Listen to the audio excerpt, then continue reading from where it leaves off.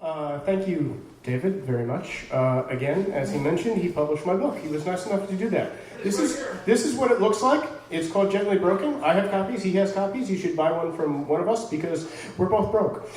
Me especially, because I do stuff like this for a living, and it doesn't pay well. So anyhow, thank you as well to Elizabeth. And without further ado, I will get started. I have a certain set list set up here, but I suck with time, so basically just kick me off whenever you want. Thank you, President Gregory.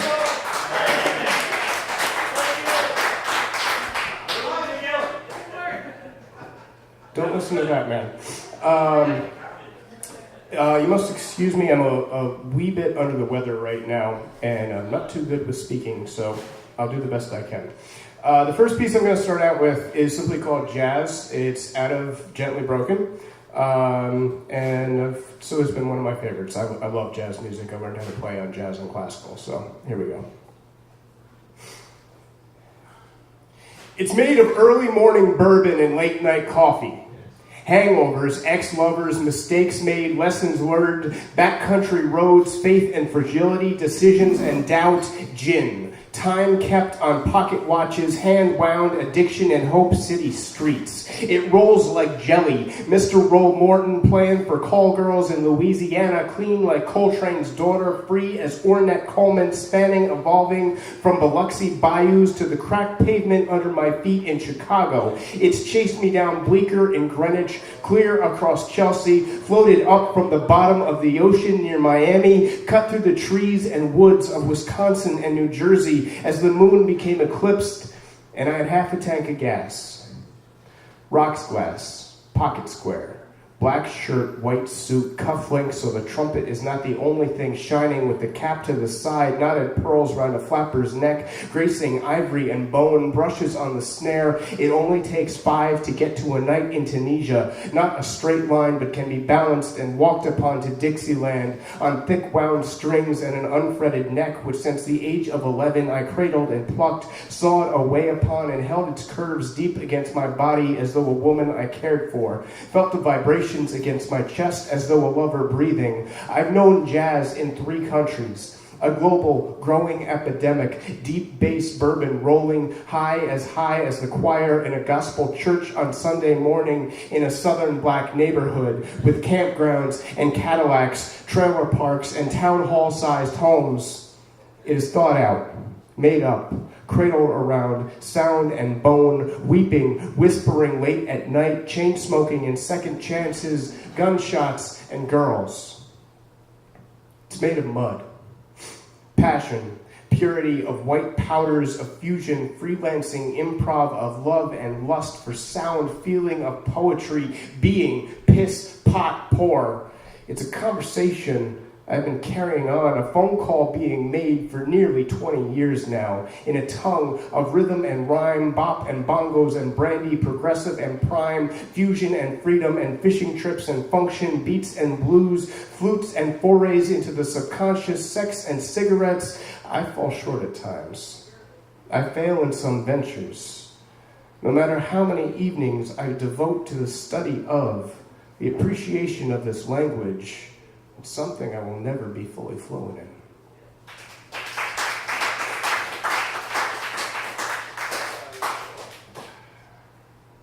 Thank you. All right, so let's see here. As Dave and probably Gregorio, who was nice enough to buy me a drink, I like you, Gregorio. As some people in the room know, I am a type 2 bipolar. So basically what that means is I have a lot of writing about how much I hate life, and then I joke about it. So we're going to go back and forth here tonight. It should be fun. This is called Studies on Introversion. Computer, you look lovely today. Netflix, I love you. Books, I hope you are all doing well. Notebooks and coffee cups, I can always count on you right where I left you. People, outside world,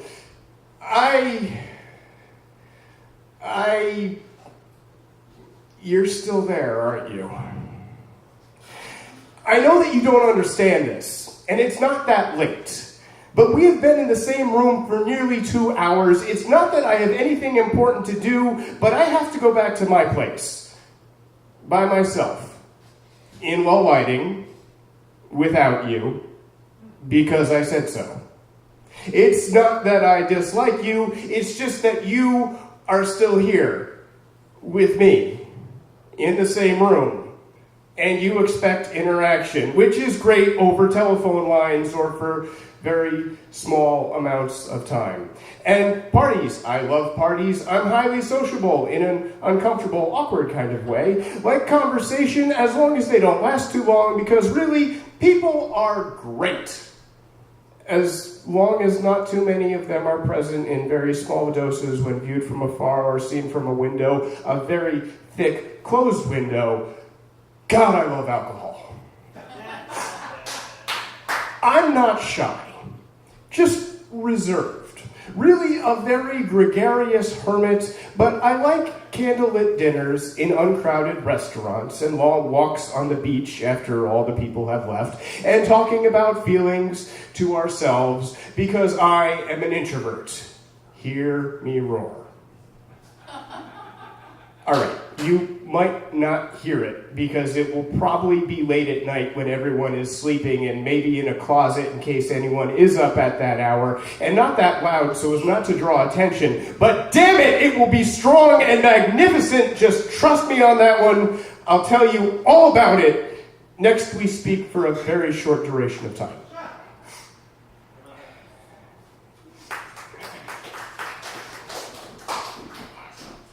Okay, so recently, I had the very good fortune of being able to go home to see my parents, which I hadn't seen in about 3 years. And what actually happened, this was all organized by my uncle who lives in Texas. And so I went down to Texas, and then we drove to New Jersey, and then we drove back to Texas, and spent some time down there, and then flew back to Chicago. And I had a blast in New Jersey with my folks. And while in Texas, learned that Donald Trump is right. We do need a wall directly around Texas and the surrounding area to keep them in there because they should not be allowed out. So it was kind of weird. But this is something I wrote while on the road somewhere between Texas and New Jersey. I had a lot of time to write. The engine is turning over like playing cards in a casino on a Friday night, running like a refugee. Faded pavement, secretly stashed and swallowed whiskey, rotations of tires slowly being worn out in the tiptoeing daylight. I'm heading home. Flying 2 hours to drive 20, keep the music playing. Sometimes it's the company kept in the background where the thunder rolls in the foreground where the engine strikes. I'm going home. Driving through the night to be able to sip coffee on the steps of the dilapidated Coliseum that this country which birthed my home, hobbies, a few regrets, and many memories not yet forgotten in the red glow of taillights has become. No, I'm heading home. Not to the house I grew up in, however, these rooms hold the influence that gave me a name, that taught me how to be an adult, what sacrifices are worth making, what is worth blood, what turns out to be bullshit and bruises. I never owned a bed between the walls that supports this ceiling, but I'm going home tomorrow, without prayer or ceremony. Miss church on Sunday morning to secrete the psalms that come from traveling streets, gypsy slangs, and travelers' words. Only one part of each process lasts forever, which the writer of this is far too finite for that kind of constitution, too lazy for that kind of concern. Just so you know where to find me, I'm going to find solace of a situation, surrender of a reparation, quitting the positions that define, adopting habits that clarify validity in the bruises on my father's arms, in the quarrels of my mother's words, in the mouths that read to me before bed. I'll tell you now where to look. Don't waste time at the pub where we used to drink. It's all changed now. Dropping the planks of a strapped-together cross that I've been building as tomorrow I'm going home.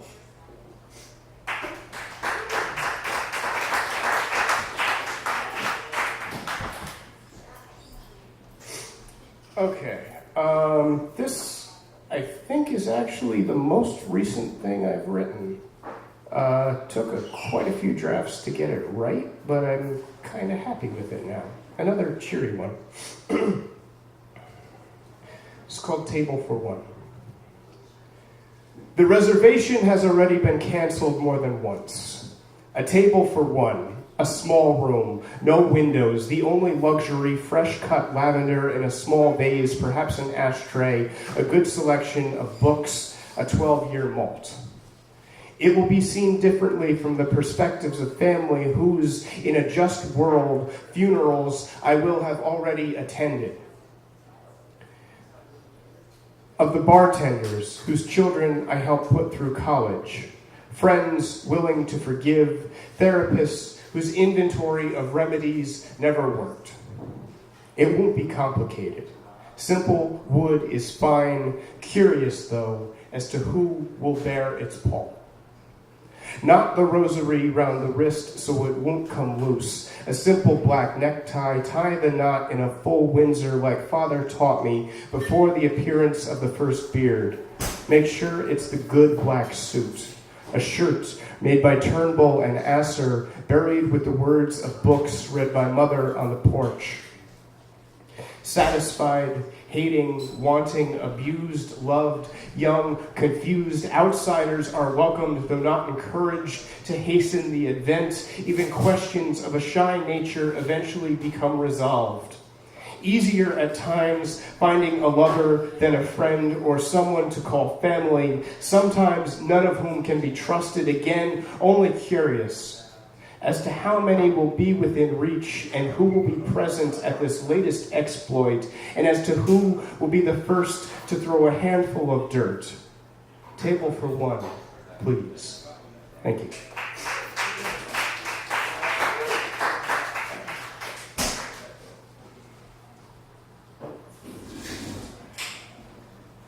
Okay, this next piece is also at a Gently Broken. And this is one I just had a lot of fun with and said, you know what? Fuck the lot of you. This is simply called Nerd. In high school, it was just like in the movies. Spring break on MTV, skinny dipping, hooking up with too many girls to remember even half their names. No, it wasn't. Though, in high school, when it came yearbook time, I was voted as class individual. Translation, I am now 33 years old, enjoy poetry and painting, and have a complete set of the original 77 Star Wars action figures, yes, even Boba Fett, Wicket, and Jawa, complete with blaster hood and cape in my parents' attic, next to my appreciation for fine art, my signed Chagall print. I am a nerd, and always have been. When younger, I did spend a lot of time in the band room, between upright bass, cello, French horn. Chicks dug me. That was sarcasm. I've read the entire Dune series, and my heroes are the women and men that left their mark on the world by leaving a mark on a page. Daphne who? Velma was the sexy one from Scooby-Doo, which I do still watch. I like women, dirty, curvy, and nerdy. Thrill me while we are both still wearing pants. Let's talk about Wilder, about Hemingway's underlying themes. What do you mean you don't know who Bukowski is? Wilde, Platt, Lorca, people who lived for and sometimes died for their words. To hell with porn stars, librarians, and English teachers are sexy. And while I think of it, though this has no relevancy, fuck Star Trek. Can you tell me of the sacrifice that Ruth made? I will swallow you in cloth of documentaries and discussion. What can you say in regards to Ecclesiastes? I am a nerd. And if you have a problem with that, you can suck my Dickinson first edition.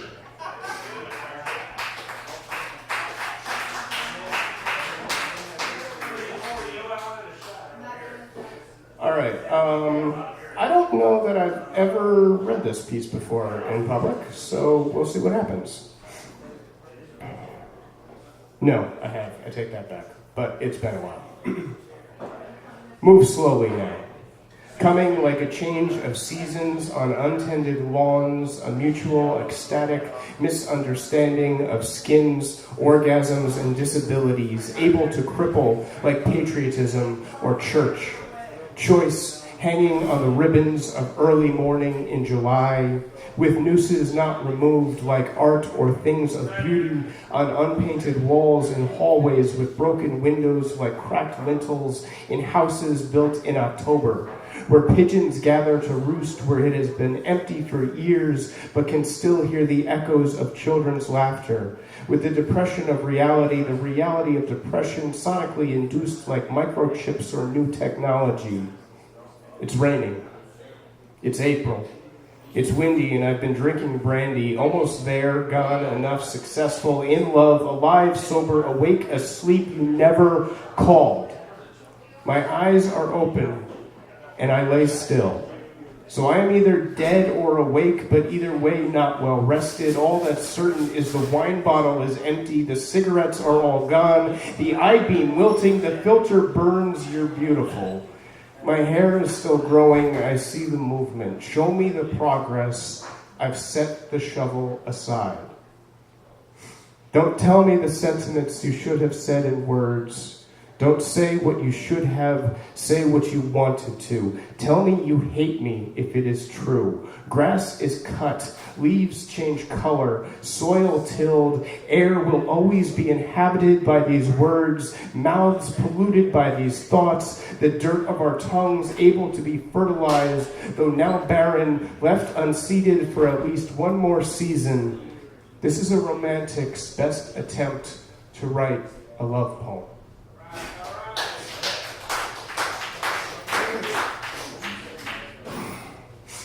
Okay, forgive my sinuses. This is one of my favorite pieces, though I think it's something I read way too much of, so I apologize for that. I will see you there. That place that cannot be defined, and we have been attempting to since our inculcation as civilizations on deciding that we were human and superior. I look at you and see the truth of nothing, brilliant in the brevity of its shadows. I won't pretend to know what that means.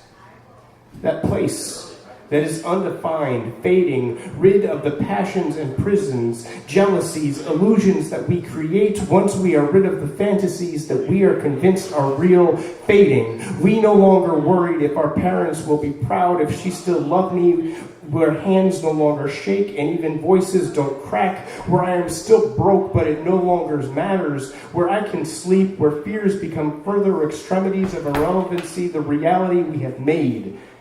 Yes, I will see you there, in a dark country where nothing we know is real and everything is true, and nothing is true as we know it, and the streets of New York and Chicago fading are paved over with fond wishes, and finally we can discover who we really are with the innocence of murderers and the guilt of children, and I no longer have to write pieces like this of the certainty of wondering. I've seen glimpses of it from the shore, peeking through the trees by the river that leads nowhere, empty ashtrays and full bottles without the need to be emptied or refilled anymore, a beach with shy sands that seems opposed to the tide, but I will see you there, in the place I am happy, where I kiss my mother and father each night before going to bed with no conception of day, where I wait for the snow to come and grow my tomatoes in December, turn in tune with the aging of my beard. I cannot profess my ability, but will watch as the horses run, as the water washes uselessly upon small rocks, as my metabolism and paranoia slow to the point where I can sleep. I will see you there on the day this poem is finished being written.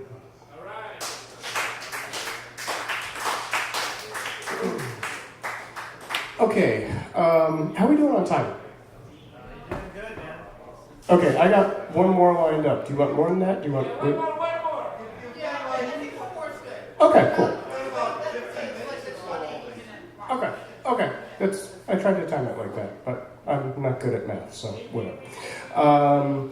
Okay, this last piece I'm going to do was actually published in a book out of California called Sweet Wolverine, which was a poetry anthology. And I kind of like it. It's called Rest.